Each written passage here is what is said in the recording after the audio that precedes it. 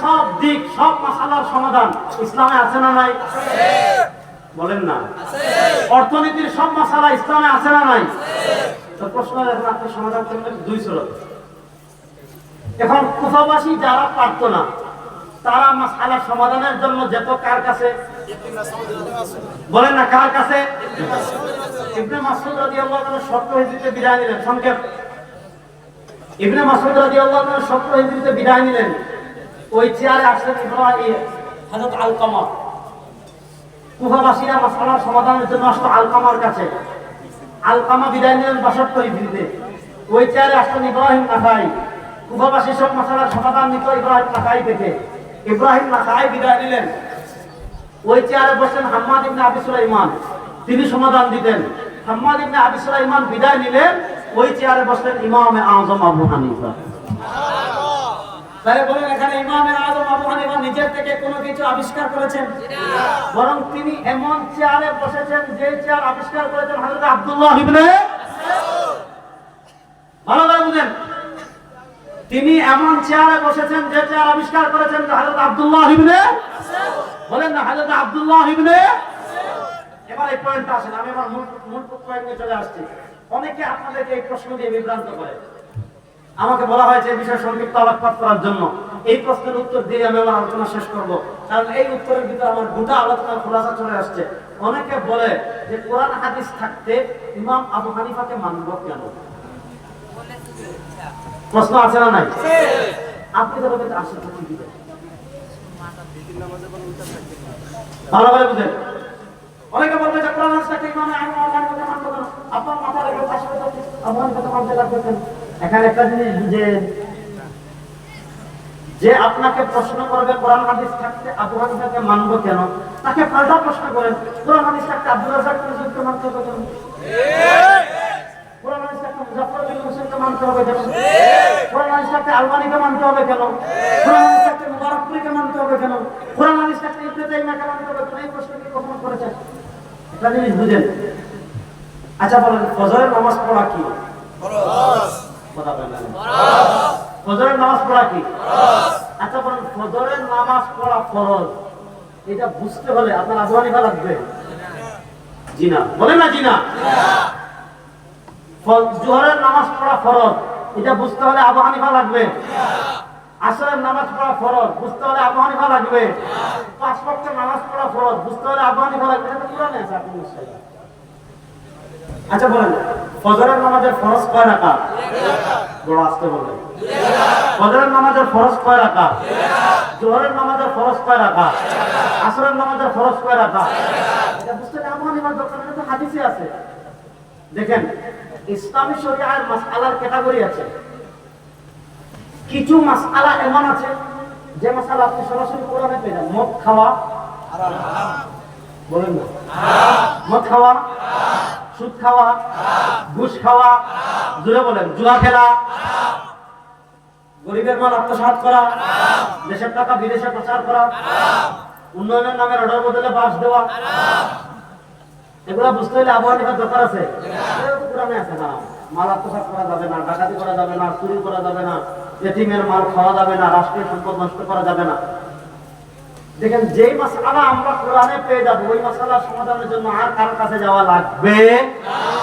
যেই মাসআলা আমরা কোরআনে পাবো না, হাদিসে পেয়ে যাব, ওই মাসআলার সমাধানের জন্য আমাদের আর কোথাও যাওয়া লাগবে না।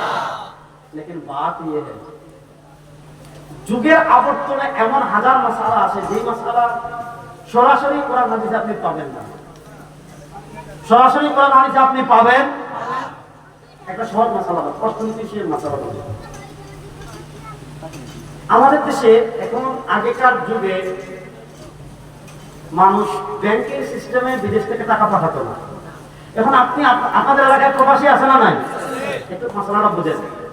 এখন দেখবেন প্রবাসীরা রেমিটেন্স পাঠায় আমাদের দেশে।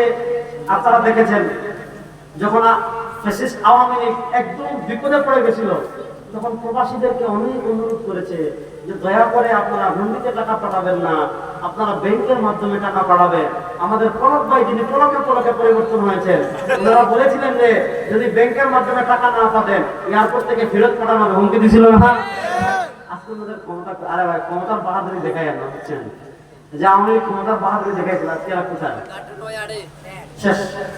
ক্ষমতা কিন্তু কি, আমি দেবিদার আসার সময় মনে করলাম গত বছর আমি আসছিলাম, এখানে কাজলা চেয়ারম্যান ছিল, হ্যাঁ শেষ। আপনি ক্ষমতার পাওয়ার কারোর সাথে দেখাবেন না, ক্ষমতার মালিক একমাত্র আল্লাহ। তারা ক্ষমতার অপব্যবহার করে আল্লাহকে অপমানিত করে দেশ থেকে বিদায় করে দেয়। দেখেন আমাদের দেশের অর্থনীতির স্তম্ভ দুটা জিনিসের উপর। বাংলাদেশের অর্থনীতি ঠিকই আছে দুটা জিনিসের উপর, একটা হলো রেমিটেন্স, প্রবাসীরা টাকা পাঠায়, আর আরেকটা হলো গার্মেন্ট শিল্প। এখন প্রবাসীরা টাকা পাঠানোর দুটো সিস্টেম আছে, একটা হলো হুন্ডিতে পাঠাবে। এখন প্রবাসীরা যদি হুন্ডিতে টাকা পাঠায়, এখানে রাষ্ট্রের কোনো আর্ন হয় না, রাষ্ট্রের কোনো লাভ নাই। কিন্তু যদি ব্যাংক সিস্টেমে টাকাটা লেনদেন করে ব্যাংকের মাধ্যমে পাঠায়, তাহলে এখানে রাষ্ট্রের আর্ন হয়, রাষ্ট্রের লাভ হয়।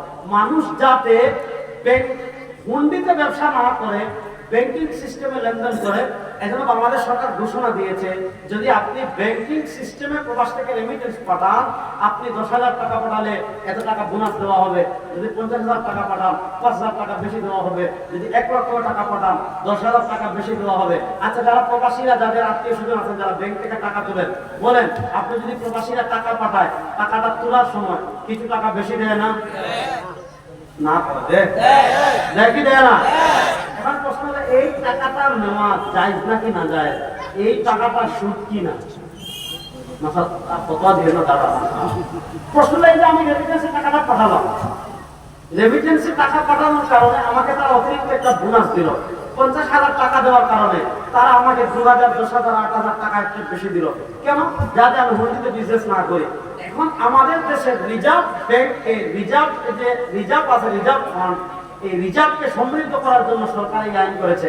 প্রশ্ন হলো এই যে একটা সিস্টেম করেছে যে প্রবাসীরা টাকা পাঠালে রাষ্ট্র অতিরিক্ত কিছু টাকা দেয়, এই যে টাকাটা দেওয়া এটা জায়েজ কিনা, এই টাকাটা আমি নিতে পারবো কিনা, এই টাকাটা সুদ হবে কিনা, বলেন এই মাসলার সমাধান ইসলামী শরীয়তে আছে না? আছে। যুবকরা বলেন আছে। এই মাসলার সমাধান ইসলামী শরীয়তে আছে না নাই? আছে। এখন প্রশ্ন হলো যারা বলেন যে ইমাম আবু হানিফাকে কেন মানবো, কোরআন হাদিস থাকতে,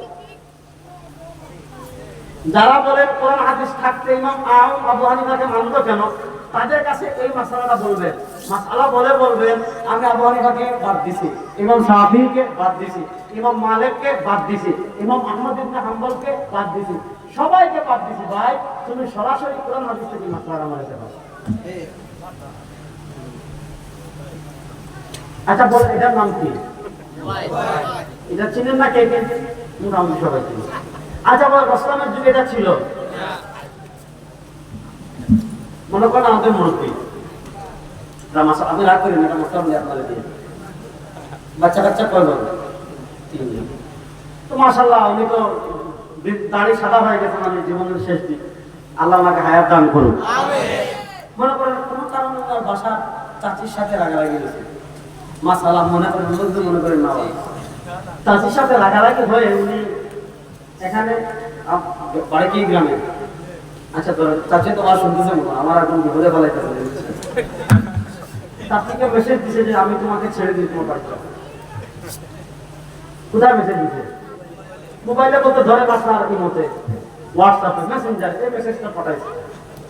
এখন স্বাভাবিক উনি যদি নেটে না থাকে তো মেসেজ দেখবে না, দেখবে উনি দেওয়ার পর তাফসীর মাহফিলে আসছে, যুবকরা বুঝাইছে যে দাদা আপনি কাজটা ঠিক করে দেবেন, আসলে তো ঠিক করে ঠিক করার মোবাইলের সাথে সাথে হাতে নিছে, মোবাইল হাতে নিয়ে দেখে যে বেচারি তো লাইনে নাই, চাচি তো লাইনে নাই, এখন কি করছে বিসমিল্লাহির রহমানির রহিম মেসেজ ডিলিট করে দিছে।